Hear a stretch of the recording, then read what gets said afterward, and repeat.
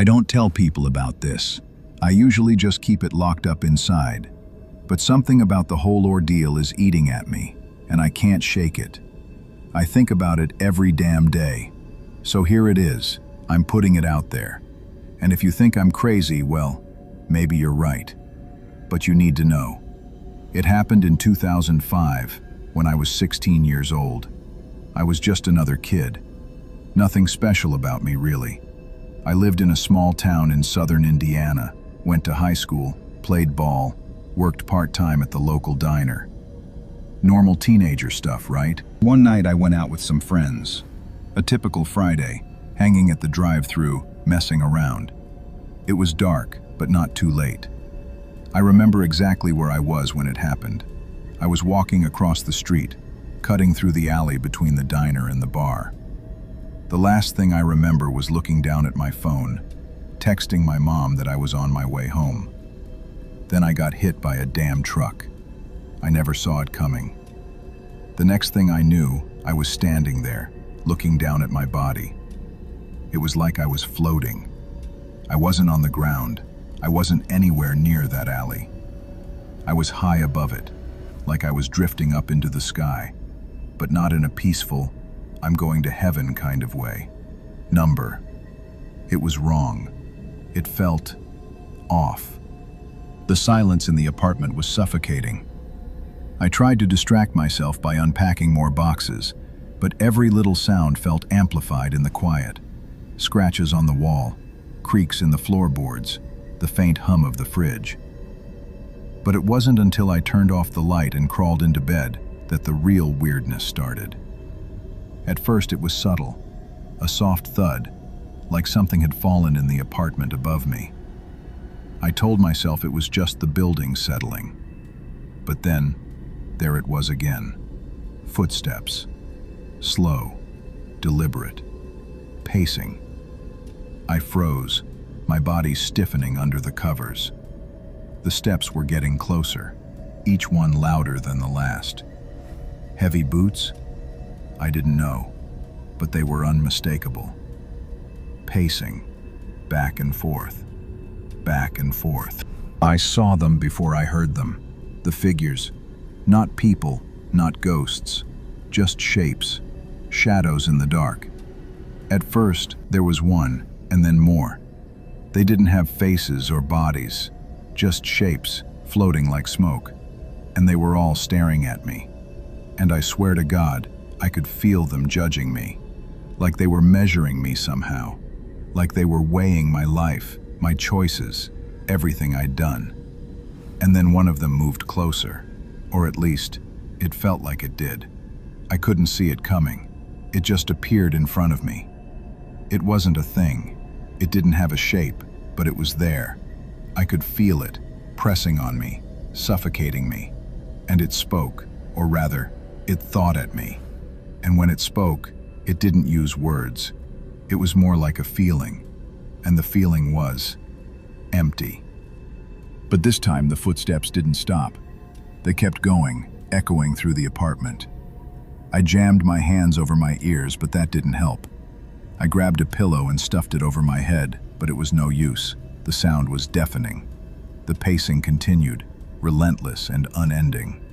I tried turning on music, cranking up the volume, but it couldn't drown out the steps above me. I kept glancing at the clock. 2:45 a.m., 3 a.m. I just wanted to sleep, to escape the nightmare, but it felt impossible. The pacing seemed to go on forever, a constant reminder that I wasn't alone in this building. That's when I realized what I was seeing wasn't a place of peace. It was a place where souls went to be used. There were no angels, no grand halls, no pearly gates. There were no rewards, just endless waiting. And I swear, I couldn't get out. I kept trying to scream, but nothing came out.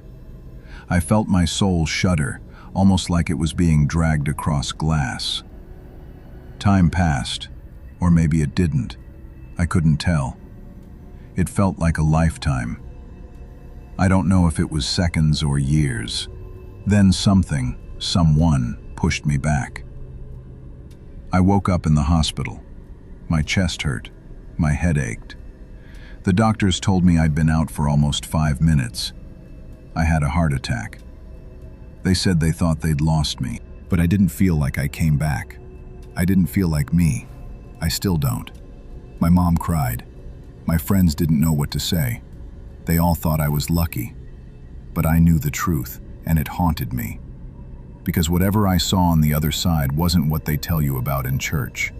It wasn't some peaceful afterlife. It was cold. It was wrong. It was a place to trap souls, to break them down, to use them like resources for something bigger. And that's when I realized we're just fuel for whatever's out there. The doctors put a bunch of wires in my chest, fixed my heart up, and sent me on my way. But my soul was still back there. Every night when I sleep, I feel it pulling on me. It's always just there, lingering like a shadow I can't shake. I know I'm not the same person I was. Every time I close my eyes, I can hear them. Those thoughts, those shadows. They're still waiting. Waiting for me to get old enough, weak enough, ripe enough to be pulled back into their cold, empty world. And I swear to you, if I ever go back there, I won't be the same person who came back this time. I'm just waiting. I haven't told anyone this story, not really. It's been eating at me since it happened. But I felt like I had to share it, because I know deep down, it's not just me. There are more out there who've seen what I've seen. And one day, we're all gonna end up in the same place. Maybe not now, but when it's our time, there won't be any grand reunion, no fluffy clouds, no eternal rest. Just cold, empty waiting. And when it's finally our turn, we'll just be fuel.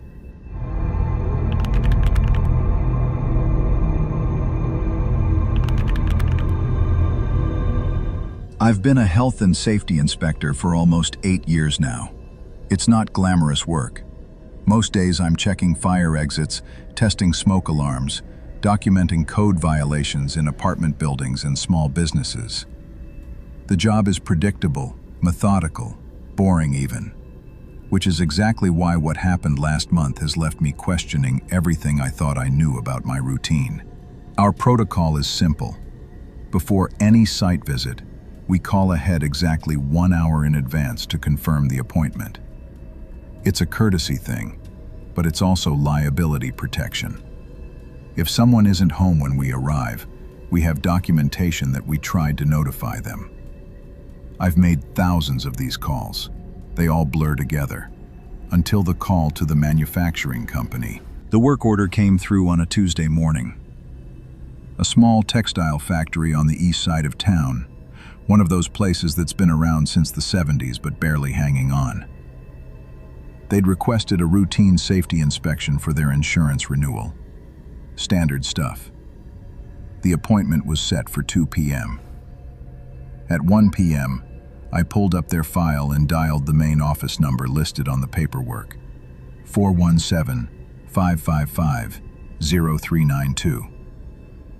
The line rang 4 times, then someone picked up. "Good afternoon. How may I direct your call?" It was a woman's voice, professional but warm.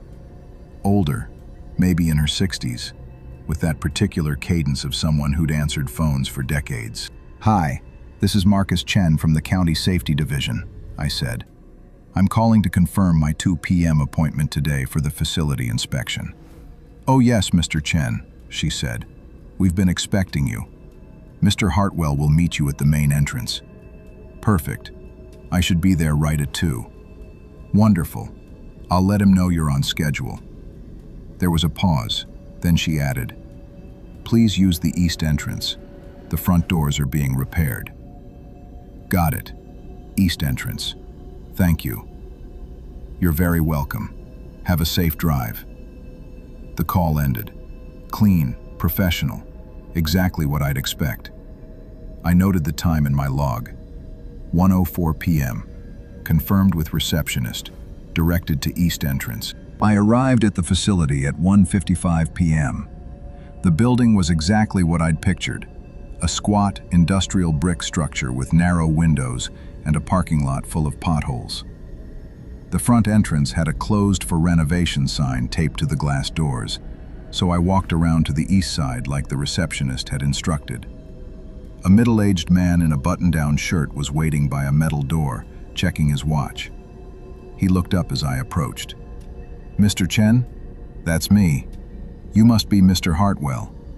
We shook hands, and he unlocked the door to let me in. The interior was dim and smelled like machine oil and old fabric. He led me through a narrow hallway into the main office area. "Sorry about the mess," he said. "We're short-staffed today. Just me and the floor supervisor." "No problem.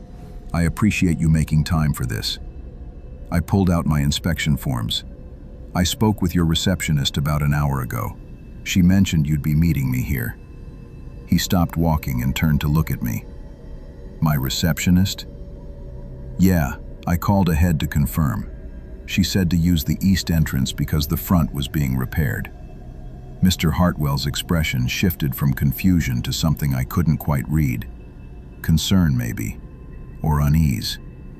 "Mr. Chen, we don't have a receptionist. Haven't had one for almost 3 years. Budget cuts. I answer the phones myself, and I've been on the factory floor all morning. I didn't get any call from you." I felt a cold prickle at the back of my neck. I definitely called. I have it logged." I pulled out my phone and showed him my call history. "See? 1:04 p.m. I called 417-555-0392. He stared at the number, his face going pale. "That's our old main line. We disconnected it 2 years ago when we switched to a new phone system. That number doesn't work anymore. That can't be right." Someone answered, an older woman. She knew my name, knew about the appointment. "What did she sound like?" I described the voice, professional, warm, that particular phone manner of an experienced receptionist. Mr. Hartwell walked to a filing cabinet and pulled out a framed photograph. It showed the office from maybe 20 years ago. 5 people standing in front of a desk, smiling. He pointed to a woman on the right, gray-haired, wearing a telephone headset. "That's Dorothy Marsh. She was our receptionist for 32 years. She knew this place better than anyone." "Was?" "She died in 2022. Heart attack, right there at her desk."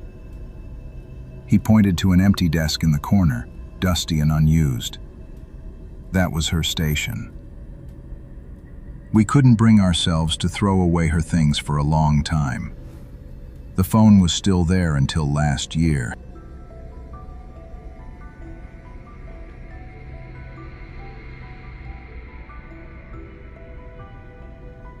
My hands had gone cold. The woman I spoke to, she told me to use the east entrance. How would she know the front was being renovated? We started that work 2 weeks ago. He was staring at the empty desk now, his voice distant. Dorothy always insisted people use the east entrance. Said the front door stuck and made us look unprofessional. She was particular about things like that. I wanted to argue, to find a rational explanation. Crossed wires, wrong number, coincidence. But I knew what I'd heard. That voice had been real. She'd known my name, known the appointment time. "Can I ask you something?" Mr. Hartwell said quietly. "In your call log, what's the call duration?"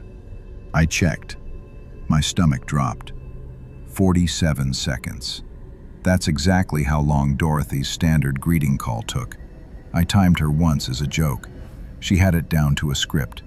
Never longer than 50 seconds, never shorter than 45. We stood there in the empty office, the sound of machinery humming through the walls. Finally, I cleared my throat and tried to sound professional.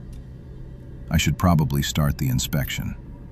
He nodded, but his eyes kept drifting back to that empty desk. The inspection took 2 hours. Everything was in order, mostly. I found a few minor violations, documented them, and prepared to leave. But as I was packing up my equipment, something caught my eye. On Dorothy's old desk, beneath a layer of dust, was a notepad. The top page had handwriting on it, faded but legible. I walked over and read it. It was a note dated 3 years ago. Safety inspection 2 p.m. Mr. Chen, east entrance, front door broken. My name, the exact appointment time, the same instruction. Mr. Hartwell? My voice came out hoarse. When was my appointment originally scheduled? He checked his phone. Your office requested this inspection 3 months ago, but we had to reschedule twice. The original date was... He scrolled through emails.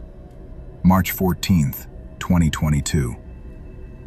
3 years ago, a month before Dorothy died. She'd written down an appointment that wouldn't happen until 3 years later. Or maybe she'd been planning to tell me something.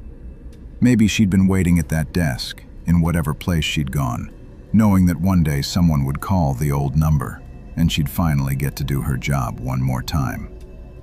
I left the manufacturing facility at 4:15 p.m. I sat in my car for 20 minutes before I could bring myself to drive.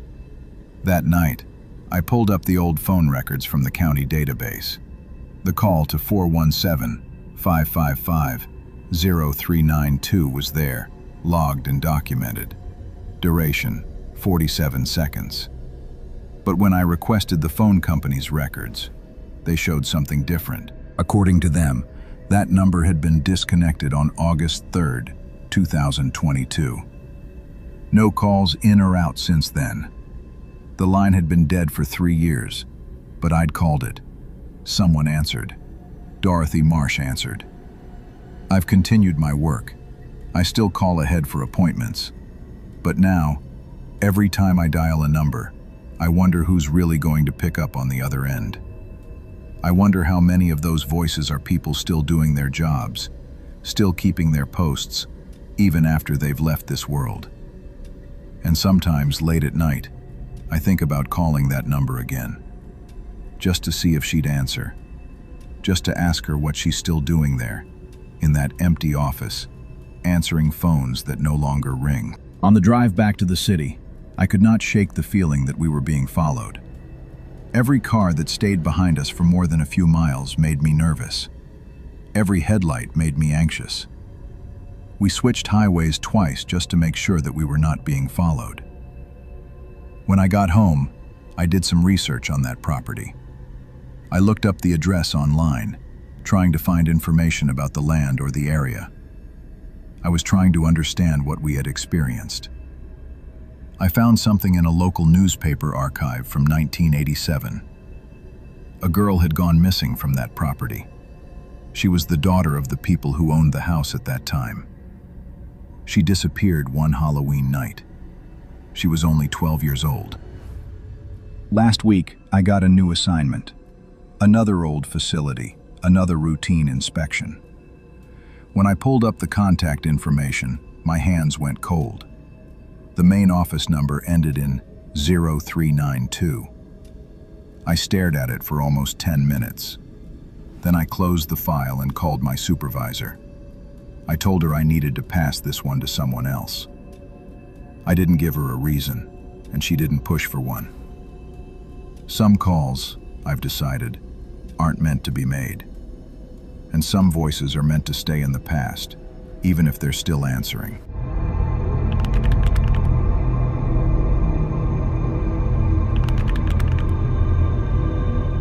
I should have known something was wrong when the job listing specified must own vintage recording equipment from before 1985. I'm a voice actor, mostly audiobook narration and the occasional commercial. When the email from Nocturne Audio Productions landed in my inbox, I was 3 months behind on rent. They wanted someone to record immersive horror experiences for their new YouTube channel. The pay was $500 per recording, and they needed 10 episodes. That was $5,000, enough to keep me afloat for months. The contract arrived with a cassette tape and a list of rules. 1.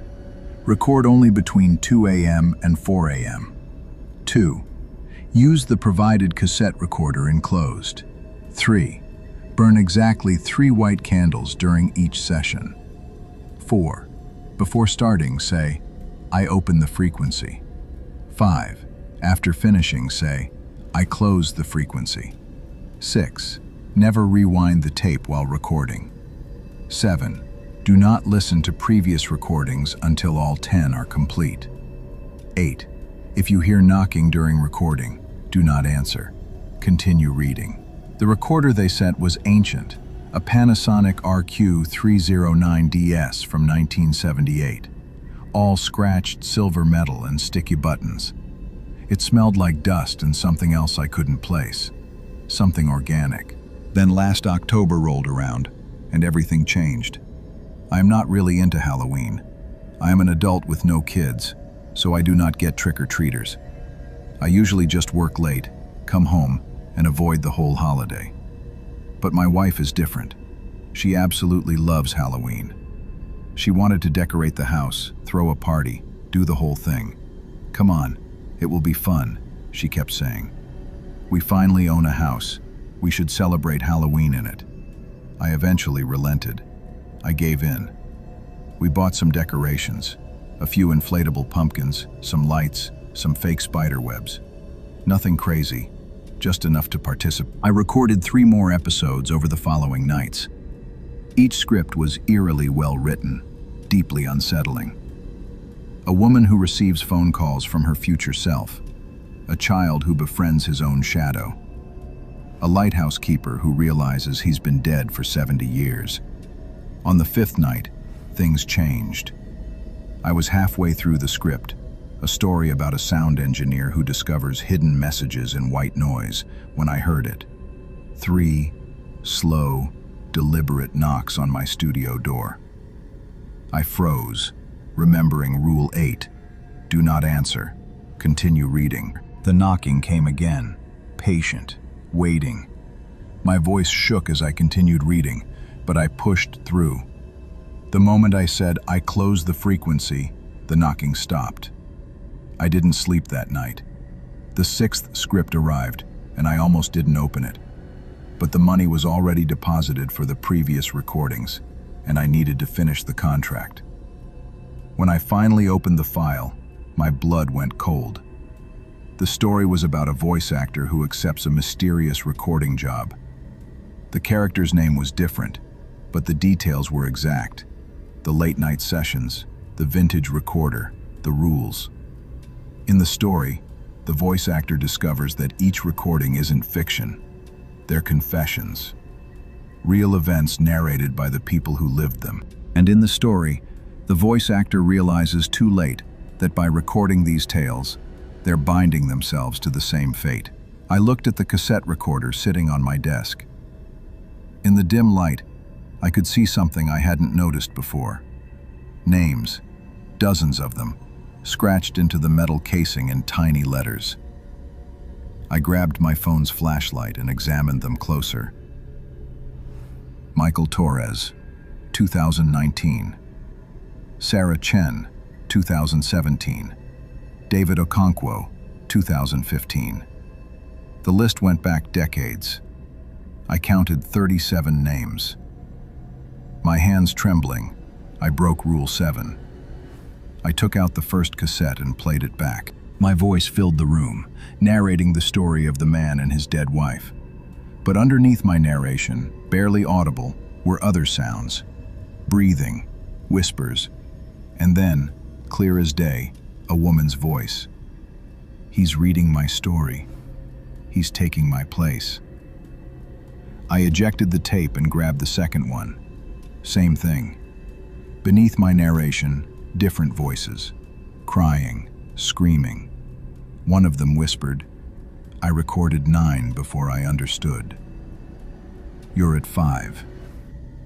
Run searched online for Nocturne Audio Productions. Nothing. The email domain was registered to a defunct address in Romania. I tried to find the YouTube channel they mentioned. It didn't exist. But I did find something else. A forum post from 2019. Username MTORRES77. Has anyone else been contacted by Nocturne Audio? I'm up to episode 8, and I'm starting to hear my own voice in the recordings, saying things I never said. Please tell me someone knows what this is. The thread had no replies. I looked up Michael Torres. There was an obituary from 2020. Cause of death, found unresponsive in his home studio. I checked 3 more names from the recorder. All dead, all voice actors, all found alone in their homes, faces frozen in expressions of absolute terror. That's when I noticed the cassette still in the recorder. It had started playing by itself. My voice emerged from the tiny speaker. On the 10th night, the voice actor will sit down at 2 a.m., light 3 candles, and record the final episode, the story of their own disappearance. And when they speak the words, "I close the frequency will close around them instead." I never recorded that. I never even received a 7th script. The recorder clicked off. In the silence, I heard it. A woman's voice, coming from the machine. "You've already recorded 7, Marcus. Check the tapes." I grabbed the cassette case with shaking hands. There were 7 tapes inside. 7. But I'd only recorded 5 nights. I don't remember recording the other 2. I'm writing this from a motel 3 states away. I destroyed the recorder, smashed it with a hammer, burned the pieces, scattered the ashes. I changed my phone number, deleted all my professional profiles, and told everyone I'm quitting voice acting. But every night at 2 a.m., I wake up. My throat is sore, like I've been talking for hours. And on my phone, there's a new audio file I don't remember recording. It's always the same. My voice, narrating my own story. And each night, the narration gets a little bit further. Tonight's recording ended with, "He drove 3 states away, thinking distance would save him.